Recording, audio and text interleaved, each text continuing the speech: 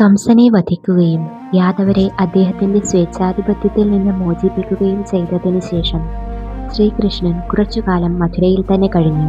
എന്നാൽ കംസന്റെ ഭാര്യാപിതാവും മഗധയിലെ ശക്തനായ രാജാവുമായ ജരാസന്ധന്റെ ആക്രമണങ്ങൾക്ക് മുന്നിൽ ആ നഗരം കൂടുതൽ ദുർബലമായിക്കൊണ്ടിരുന്നു.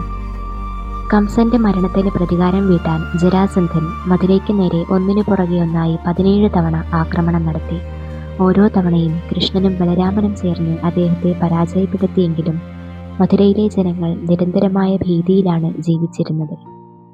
യാദവ വംശത്തിന് മഥുര ഇനിയൊട്ടും സുരക്ഷിതമല്ലെന്ന് മനസ്സിലാക്കിയ കൃഷ്ണൻ ബാഹ്യമായ ആക്രമണങ്ങളിൽ നിന്ന് സംരക്ഷിക്കപ്പെടുന്നതും തൻ്റെ നിത്യസഖാക്കൾക്ക് വസിക്കാൻ അനുയോജ്യവുമായ ഒരു പുതിയ നഗരം സ്ഥാപിക്കാൻ തീരുമാനിച്ചു. കൃഷ്ണൻ സമുദ്രദേവനെ ധ്യാനിക്കുകയും ഒരു ദിവ്യ നഗരം പണിയുന്നതിനായി കടലിനുള്ളിൽ കുറച്ച് ഭൂമി നൽകാൻ അഭ്യർത്ഥിക്കുകയും ചെയ്തു. പരമപുരുഷനായ ഭഗവാനെ സേവിക്കാൻ കഴിഞ്ഞതിൽ സന്തുഷ്ടനായ സമുദ്രദേവൻ പടിഞ്ഞാറൻ തീരത്തുള്ള തൻ്റെ ജലം പിൻവലിക്കുകയും 12 യോജന വിസ്തൃതിയുള്ള സ്വർണഭൂമി വെളിപ്പെടുത്തുകയും ചെയ്തു. ഇങ്ങനെ പുതുതായി ഉയർന്നുവന്ന ഭൂമിയിൽ ദേവശില്പിയായ വിശ്വകർമാവ് വിളിച്ചു വരുത്തപ്പെട്ടു. അദ്ദേഹം ഭഗവാനെ വണങ്ങി. ദേവന്മാരുടെ വാസസ്ഥലങ്ങളെക്കാൾ പ്രൗഢഗംഭീരമായ കോട്ടമതിലുകളുള്ള നഗരത്തിന്റെ നിർമ്മാണം ഉടൻ തന്നെ ആരംഭിച്ചു. ദ്വാരക എന്നറിയപ്പെടുന്ന ഈ ദിവ്യ നഗരം നിർമ്മിക്കപ്പെട്ടത് സ്ഫടികം, പവിഴം, ഇന്ദ്രനീലം എന്നിവ കൊണ്ടുള്ള മതിലുകളാലാണ്. നിത്യവസന്തം വിരിയുന്ന ഉദ്യാനങ്ങളാലാണ്. വിലപിടിപ്പുള്ള രത്നങ്ങൾ പതിച്ച സ്വർണ്ണ മാളികകളാലാണ്. ഓരോ കുലീന യാദവർക്കും വേണ്ടിയുള്ള കൊട്ടാരങ്ങളാലാണ്. ദിവ്യമായ ഐശ്വര്യം പ്രസരിപ്പിക്കുന്ന ക്ഷേത്രങ്ങൾ, തടാകങ്ങൾ, പാതകൾ എന്നിവയാലുമാണ്.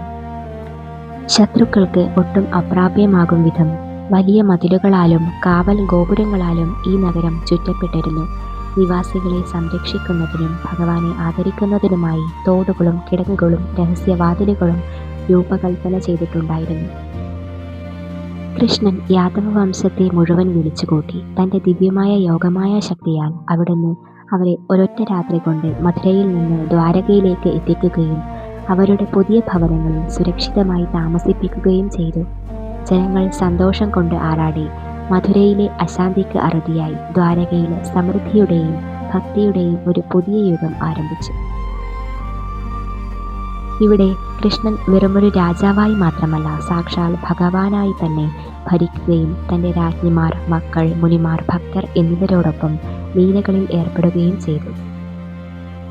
ഇതിൽ നിന്നും നാം പഠിക്കേണ്ട പാഠങ്ങൾ: ഭക്തരുടെ ക്ഷേമത്തിനായി അവരെ ഒരിടത്തു നിന്ന് മറ്റൊരിടത്തേക്ക് മാറ്റിക്കൊണ്ടാണെങ്കിലും ഭഗവാൻ എപ്പോഴും അവരെ സംരക്ഷിക്കുന്നു.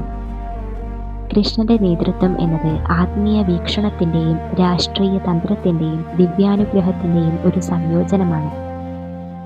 ഒരു നഗരം വിശുദ്ധമാകുന്നത് അതിൻ്റെ ഭൂമിശാസ്ത്രപരമായ സ്ഥാനം കൊണ്ടല്ല, മറിച്ച് ഭഗവാന്റെയും അവിടുത്തെ ഭക്തരുടെയും സാന്നിധ്യം കൊണ്ടാണ്. സമുദ്രത്തെ പോലെയുള്ള പ്രകൃതി ശക്തികൾ പോലും ഭഗവാൻ ആവശ്യപ്പെടുമ്പോൾ അവിടുത്തെ സേവിക്കാൻ ആവേശത്തോടെ മുന്നോട്ട് വരുന്നു.